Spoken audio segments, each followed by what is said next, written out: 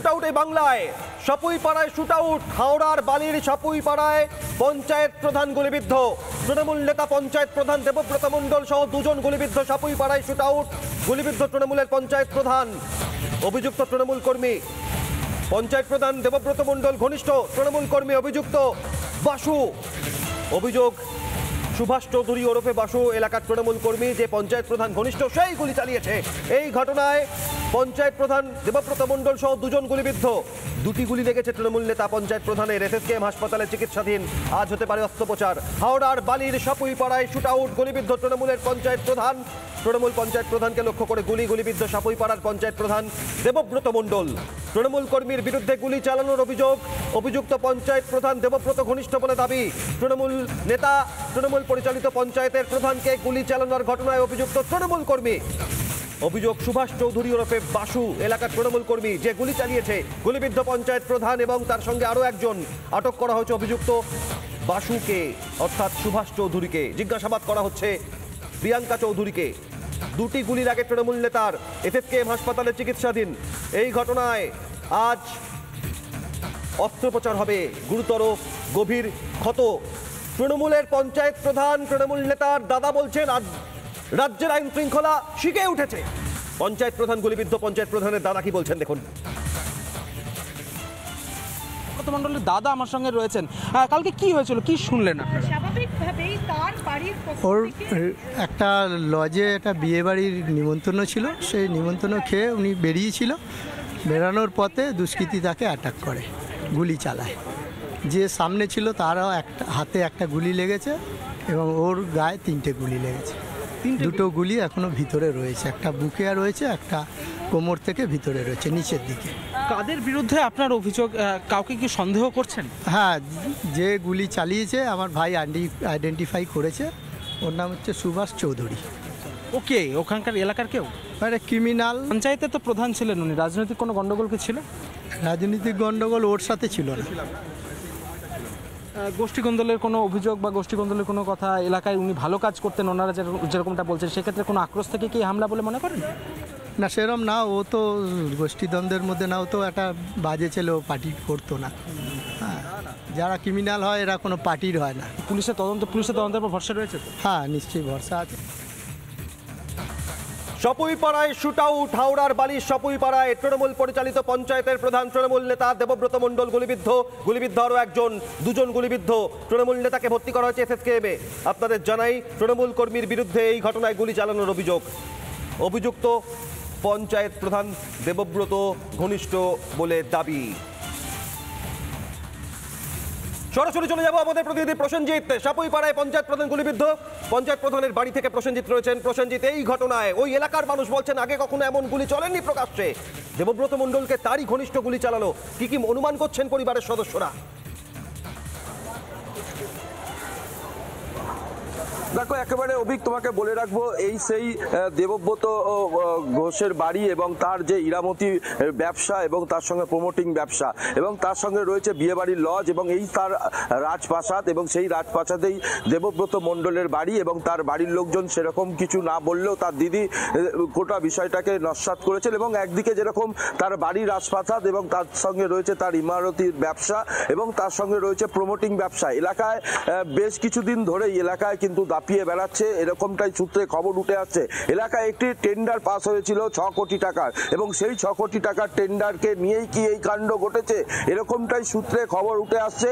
যে এলাকাতে বেশ কিছুদিন ধরেই এই যে বাসু চৌধুরী, সেই বাসু চৌধুরীর সঙ্গে কথোপকথন হয় এবং কথোপকথনের সঙ্গে কথা কাটাকাটিও হয়েছে, এরকমটাই সূত্রে খবর উঠে আসছে। এবং এলাকায় বেশ কিছু ধরে দুজনেই কিন্তু তৃণমূল ঘনিষ্ঠ এবং বিধায়ক ঘনিষ্ঠ। এলাকার বিধায়ক কল্যাণ ঘোষ, যিনি এবং এলাকার লোক, বাড়ির লোকের সঙ্গে আমি একটু কথা বলার চেষ্টা করব, যদিও তারা কথা বলতে চাইছেন না। আমি একটু যাওয়ার চেষ্টা করছি, যেহেতু বাড়িতে যারা রয়েছে দিদি এবং তার পরিবারের লোকজনেরা, আমি একটু কথা বলার চেষ্টা করব। দাদা, দিদি একটু আসবেন। দিদি একটু আসবেন।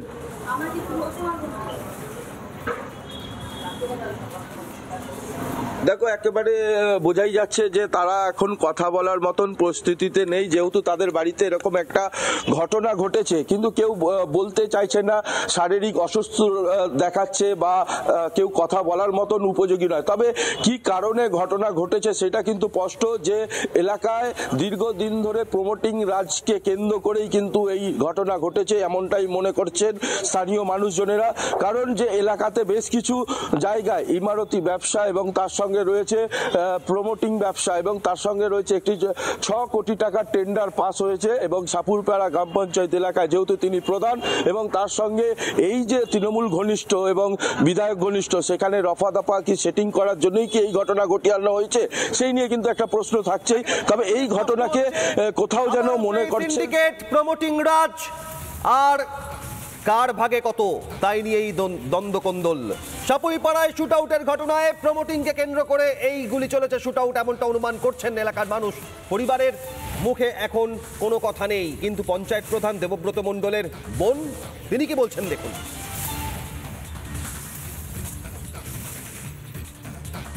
হঠাৎ হলো, সকালে খবর পেয়ে এসেছি। বিষয় নিয়ে পঞ্চায়েত প্রধানের সঙ্গে কারোর দ্বন্দ্ব ছিল, এলাকায় কোনো সমস্যা তৈরি হয়েছিল? এটা ঠিক জানি না, আমি তো থাকি না এখানে, এখন কিছু বুঝতে পারছি না। গুলিবিদ্ধ তৃণমূল নেতা পঞ্চায়েত প্রধান, সাপুইপাড়ার প্রধান, তাকে লক্ষ্য করে শুট আউট। স্থানীয় তৃণমূল নেতা এই ঘটনায় কি প্রতিক্রিয়া দেখুন। একটা রিসেপশন প্রোগ্রাম ছিল, আমাদের দলের সহকর্মীর একটা বড় মেয়ের রিসেপশনের পার্টি ছিল।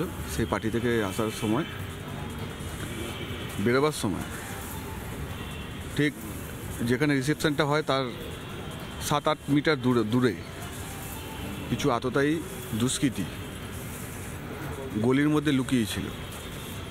তারপর হঠাৎ করে সাপুইপাড়া বসুঘাটি গ্রাম পঞ্চায়েতের মাননীয় প্রধান শ্রী দেবব্রত মণ্ডল মহাশয়ের ওপর এলোপাতাড়ি গুলি চালাতে আরম্ভ করে।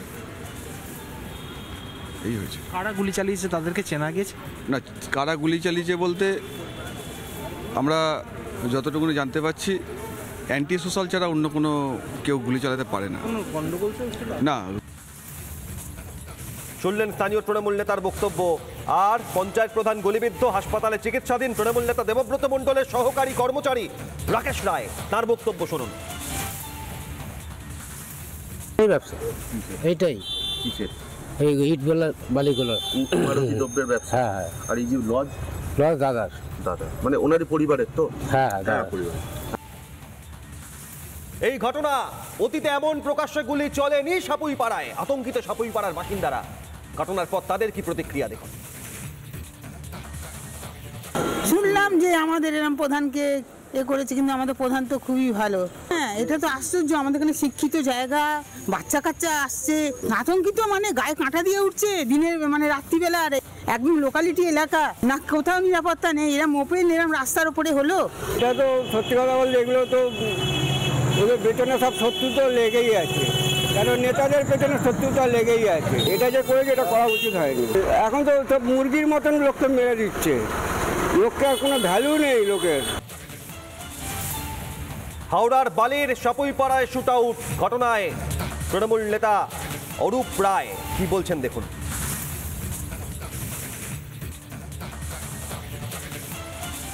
হ্যাঁ, এটা করেছে। এখন দেবব্রত মোটামুটি সুস্থ আছে, মোটামুটি ভালোই আছে।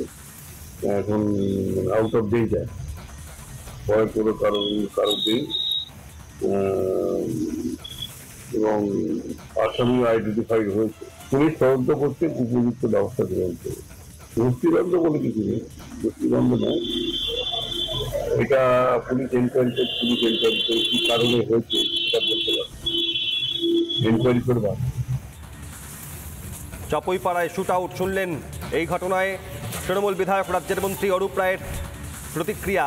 আর হাওড়ার বালির চাপুইপাড়ায় শুট আউটের ঘটনায় আশঙ্কাজনক অবস্থায় ভর্তি এসএসকেএমে পঞ্চায়েত প্রধান, আজ তার অস্ত্রোপচার।